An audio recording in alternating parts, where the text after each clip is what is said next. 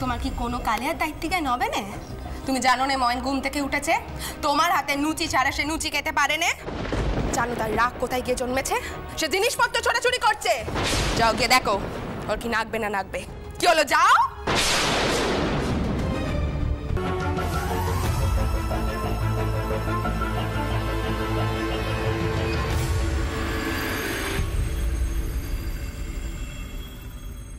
দেমাগ দেখলি চুরির? চটকুকি কেমন হনন করে হেঁটে চলে গেল আমার সম্মুখ দিয়ে। এটা বুঝিয়ে দিয়ে গেল যে আমার কথাগুলো তার বিশেষ পছন্দ হয়নি। আচ্ছা বড়দিদি, তুমি মহেনকে কিছু না কয়ে সবক্ষণ কেন বড় বউকে কথা শোনাও কও দেখিনি? আমি কথা শোনাই? আমি কথা শোনাই? এই যে ভূপাল, আজকে যদি ও বউ নিয়ে আসে বাড়িতে আর সেই বউ যদি ওকে সামাল দিতে না পারে, তখন তুই ওর বউকে চারটে কথা শোনাবি না?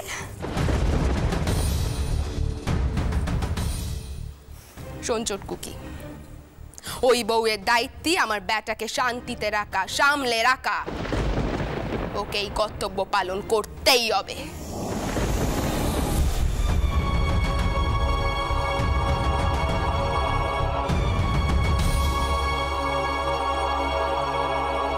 মাসিমণি, বড় ঠাকুর কি করেছে?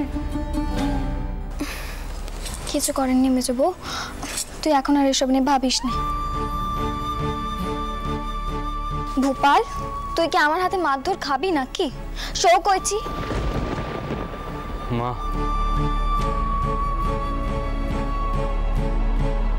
মা যদু দাদা থাকলে এমন কাণ্ড ঘটতো না।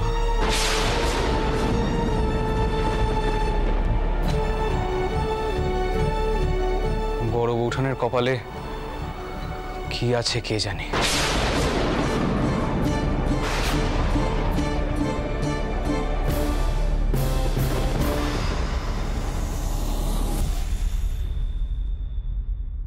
বড় বউ, আমাকে এসব নেতানো লুচি খেতে দেওয়া হলো কেন? তোমার কি জানা নেই আমি মুচমুচে লুচি ছাড়া মুখে তুলি না? আর এসব কাজের লোকজনকে দিয়ে আমার জল খাবার পাঠানোর কারণটা ঠিক কি? সংসারের কোনো কিছু নিয়ে কি আপনার কোনো মাথা ব্যথা নেই? বাড়িতে এত কিছু হচ্ছে আর আপনি লুচি নিয়ে এত মাথা কামাচ্ছেন, এত কান্ডি করছেন কেম দিদি? কেম দিদি, তুমি যাও গিয়ে ওগুলো পরিষ্কার করে চলে যাও, আমি এদিকটা দেখছি। বাড়িতে কি এমন ঘটেছিল শুনি? এই সমস্ত কিছু আমার গানের জলসা পণ্ড করার জন্য ষড়যন্ত্র তোমার। কত বড় অনুষ্ঠান ছিল আজ রাতে, সমস্ত কিছু নাকি বাতিল করা হয়েছে। কেন? যাতে আমার গানের জলসা পণ্ড করা হয়, তাই তো?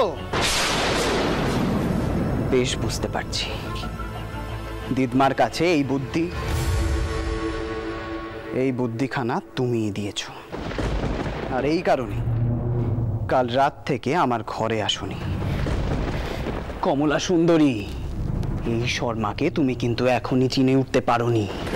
তোমাকে এমন শিক্ষা দেব না আমি, আমাকে গান অবধি তুমি শুনতে দিলে না। দেখো তোমাকে আমি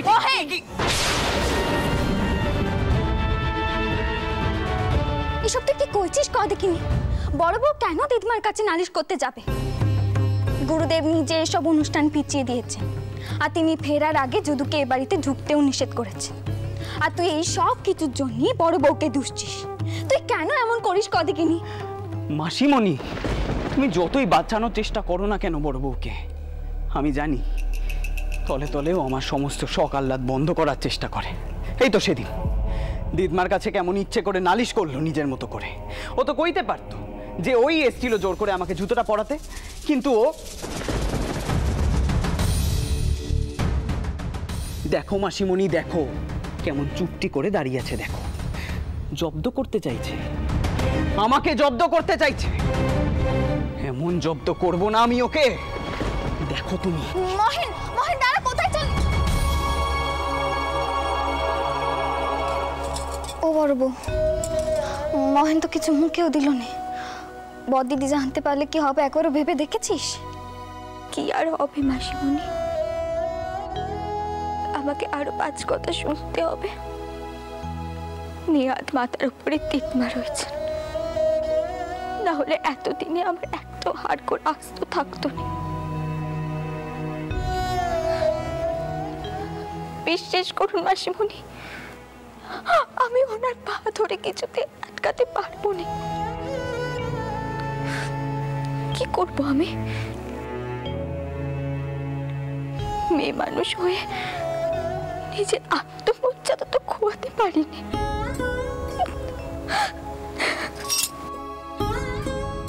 জগদম্বা, কোথায় তুমি? কই গো, তুমি কি এই ঘরে? কি বড় বৌমা ওভাবে কাঁদতে কাঁদতে চলে গেল কেন? কি হয়েছে? নিশ্চয়ই মহেন্দ্র কিছু বলেছে। দেখি ঘরের এই অবস্থা কেন? দয়া করে আপনি আর এসব নিয়ে ভাববেন না। জানেনই তো বদিদি এসব পছন্দ করেনি। আচ্ছা, ডাক্তার এসেছেন? এসেছেন, দেখেওছেন ভূপালকে। যাও ঘরে যাও। বড় দিদি পছন্দ করেন না বলে তো কেউ কিছু বলতে পারে না মহেন্দ্রকে। এই কারণে সে হাতের বাইরে চলে গেছে। তার শখ আহ্লাদ মেটানোর জন্য তো কম ব্যয় হয় না। আর আটা মশাইও কিছু বলেন না ওকে।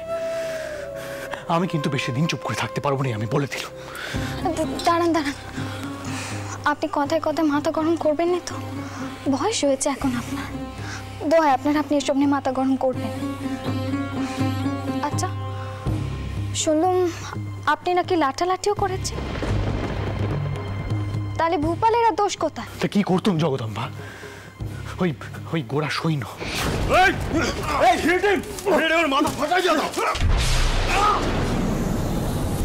বন্দুকের বাঁট দিয়ে ভূপালকে মারলো। আমি চুপচাপ সহ্য করতুম?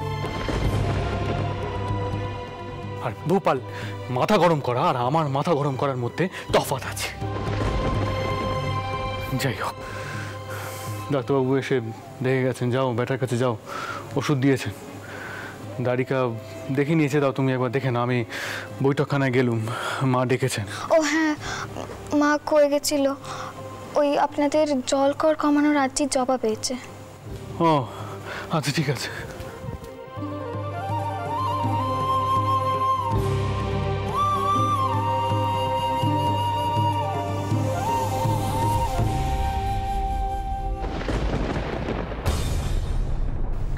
কি হয়েছে, কি হয়েছে মা? আপনি এমন মুখ করে বসে আছেন কেন? কি উত্তর এসেছে বড়লাটের কাছ থেকে?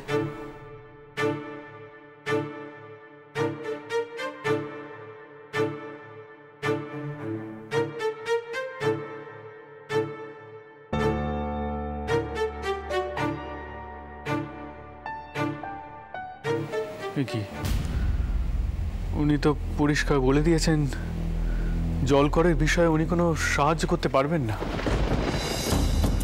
তার মানে গরিব জেলেরা গঙ্গায় মাছ ধরবে, তার জন্য ওদের কর দিতেই হবে। কোথায় পাবে সে টাকা? মাছ ধরে ওরা যে টাকা আয় করে সে টাকা তো কর বাবদ চলেই যাবে। ওদের খাওয়ারই টাকা থাকবে না। কোথায় পাবে সে টাকা? মতো আমাদেরকেই কোনো একখানা উপায় বের করতে হবে। আমি আমার জেলেদেরকে কথা দিয়েছি, ওই সাহেবদেরকে স্পষ্ট করে কয়ে দাও আগামী 3 দিনের মধ্যে আমার জেলেরা নদীতে নৌকো ভাসাবে। এটা তাদের রানীমার দেওয়া কথা।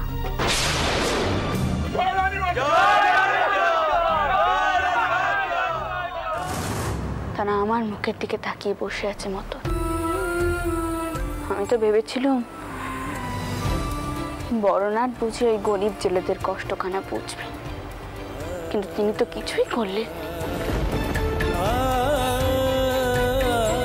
মা, এই বড়লাট হার্ডিন সাহেব ইনি কিন্তু নতুন এসেছেন, তাই হতে পারে তিনি কোনো সিদ্ধান্ত নিতে পারছেন না। আবার এই কথাটাও ঠিক মা, এই জলকর যদি বসে তাহলে কিন্তু ইংরেজ কোম্পানির মোটা টাকা আয় হবে। সেই কারণে হয়তো তিনি তার অধস্তনদের উপর কিছু বলতে চাইছেন না, কোনো সিদ্ধান্ত নিতে চাইছেন না। শুধু নাপ দেখলেই হয়? পেজাদের ওপর তাদের কোনো দায়িত্ব নেই? জল, বায়ু এসব ভগবানের দান, এই সব কিছুর ওপরে কর বসানো যায়নি। শুধু না আবার না।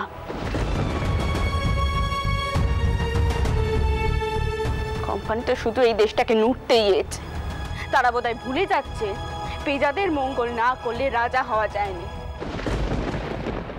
মা, আপনি যা বলছেন আমরা বুঝতে পারছি, কিন্তু এখন কি করা যায় সেটা তো ভাবতে হবে।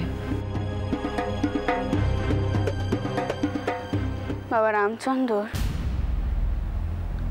আমি চাইলেই আমার নেটেল পাঠিয়ে ওই নৌকোগুলো চারিয়ে এনে নদীতে বাসাতে পারত, কিন্তু তা আমি এখন করতে চাইছি না। তোমরা দেখো নি আর কোন উপায় পেজারা রোগকে পায়। তোমার তুলনা তুমি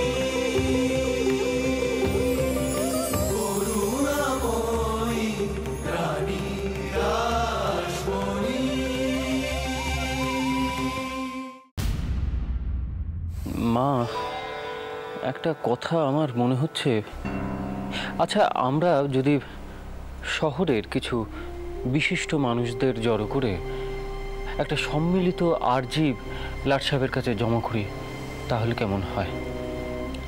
মা, রাজা রামমোহন রায় তো এইভাবেই কত বছর আগে সই সংগ্রহ করেছিলেন, আর্জি জমা করেছিলেন, আবেদন করেছিলেন, এইভাবেই তো সতীদাহ প্রথার বিরুদ্ধে আইন পাশ করেছিলেন। মথুর, তুমি কি বলে, এরকমটা করা যায় না? হ্যাঁ, সেই চেষ্টা করা যেতেই পারে, তবে আমার ধারণা এই শহরের বিশিষ্ট লোকেরা খুব একটা আগ্রহ দেখাবেন না। আর আর্জি দেওয়া মানে কোম্পানি বাহাদুরের সিদ্ধান্তের বিরুদ্ধে যাওয়া। কি জানেন আটামশাই, সতীদাহ প্রথা বন্ধ করা আর এই ঘটনার মধ্যে একটা পার্থক্য রয়েছে। সতীদাহ প্রথা বন্ধ করার জন্য কোম্পানি আগ্রহী ছিলেন,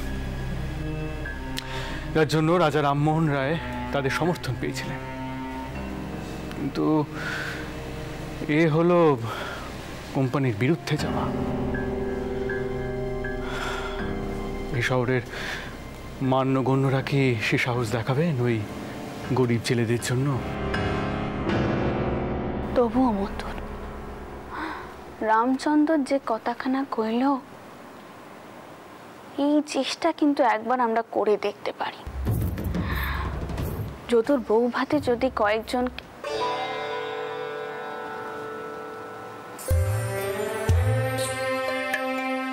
সব দিকেই তো বাধায় পড়েছে।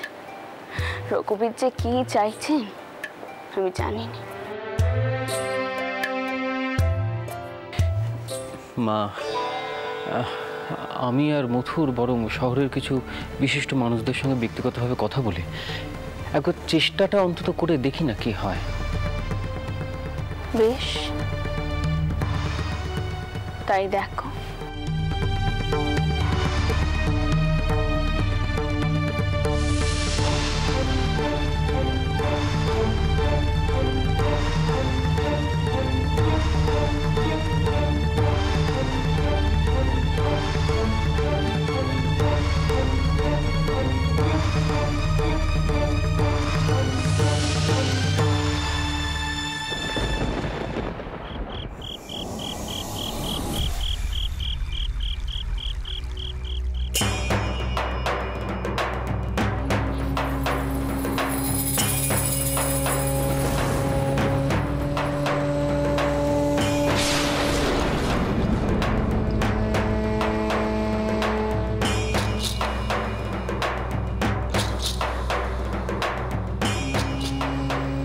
গোমস্তামশাই, আজ্ঞে রানীমা।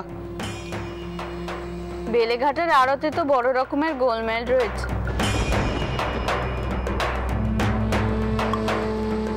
তা আপনারা নিয়মিত হিসেবপত্র পরীক্ষা করছেন না? আজ্ঞে রানীমা, তা নয়, রোজই তো। না তাহলে তো কইতেই হয় যে বড় রকমের চুরি হচ্ছে আর আপনারা কেউ কিচ্ছুটি দেখছেন না। কি কি হয়েছে মা? মতুর, একবার বেলেঘাটার হিসেবপত্র তুমি দেখো। যা মাল আসছে আর যা ব্যবসা হচ্ছে তার মধ্যে কোনো মিলই নেই।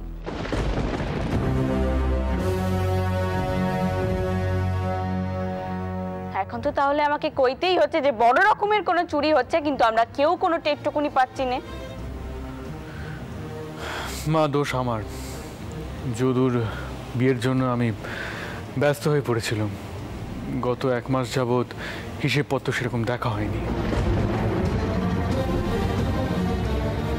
তবে আপনি চিন্তা করবেন না মা, যত তাড়াতাড়ি সম্ভব এর ভিত করছি আমি।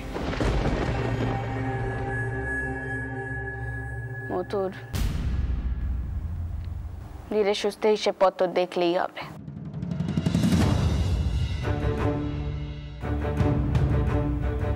আর গোমস্তা মশাইকে এখন এখান থেকে যেতে কও, আমি পরে তেনার সাথে কথা কইব। আপনারা এখন যান, যত তাড়াতাড়ি সম্ভব আমি সেরেস্তায় আসছি। যান। আজ্ঞে।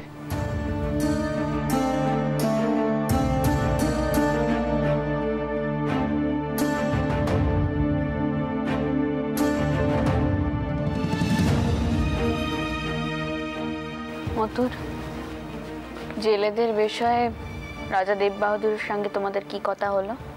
মা, মথুর কিন্তু ঠিক কথাই বলেছিল। উনি স্পষ্ট বললেন যে ইংরেজ সাহেবরা কর বসাতেই পারে, তাতে তাদের কিছুই করার নেই। অবশ্যই আপনি নিজে যদি একবার বলতেন তাহলে হতে পারে ওনারা হয়তো রাজি হতেন। আমার কিন্তু তেমন মনে হয় না বাবা রামচন্দ্র। তবে তুমি যখন কইছো আমি একবার চেষ্টা করে দেখতেই পারি। আমরা বরং তেনাদেরকে নিমন্ত্রণ করে ডাকি। এর মধ্যে যদি গুরুদেব চলে আসতেন তাহলে না হয় যদুর বউ ভাতেই তেনাদেরকে নিমন্ত্রণ করা যেত। কিন্তু এর আগে কি কারণেই বা তেনাদেরকে নিমন্ত্রণ করব? না না না না, বড্ড দেরি হয়ে যাচ্ছে এই করতে করতে। আমি মাত্র 3 দিন সময়। মা, আপনি ব্যস্ত হবেন না দয়া করে। একটা উপায় নিশ্চয়ই বের হবেই। আর ইতিমধ্যে আমি লোক পাঠিয়েছি কোম্পানিতে, সে জেনে আসবে যদি কোনো উপায় বের করা যায়।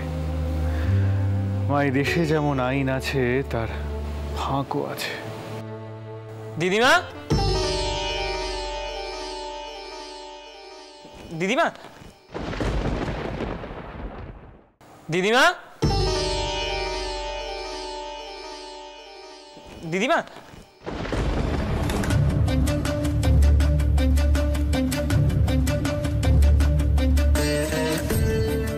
এসো মানি। তা তুমি হঠাৎ এখানে ডেডমার খোঁজে? আগে গুরুদেবের নৌকো ঘাটে এসে ভিড়েছে, যদু দাদাও সেখানে আছে। আমি এলাম আপনাকে খবরটা দিতে। ও বাবা, তাই নাকি? বাবা রামচন্দ্র, তুমি এক্ষুনি ঘাটে নৌক পাঠাও, কেমন? সরকার মশাই। মা, আপনি ভেতরে যান, গুরুদেব এলে আমরা বসাচ্ছি। হ্যাঁ, তিনি হয়তো এসেই আবার আহ্নিক করতে বসবেন। আমি যাই গিয়ে দেখি সব ব্যবস্থা হয়েছে কি। দাঁড়াও ত্রৈলোক্য।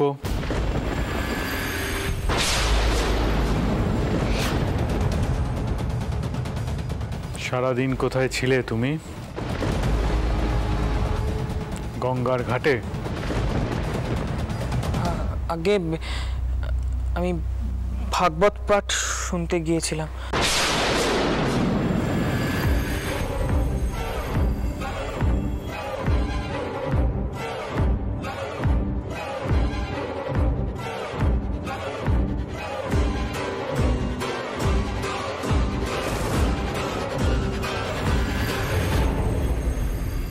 কলেজে যাওনি কেন তুমি? পড়াশোনার ক্ষতি করো না, যাই করো। আমি চাই না আমার বেটারা মূর্খ হয়ে থাকুক। আশা করি এই কথাখানা আর তোমাকে বলতে হবে না।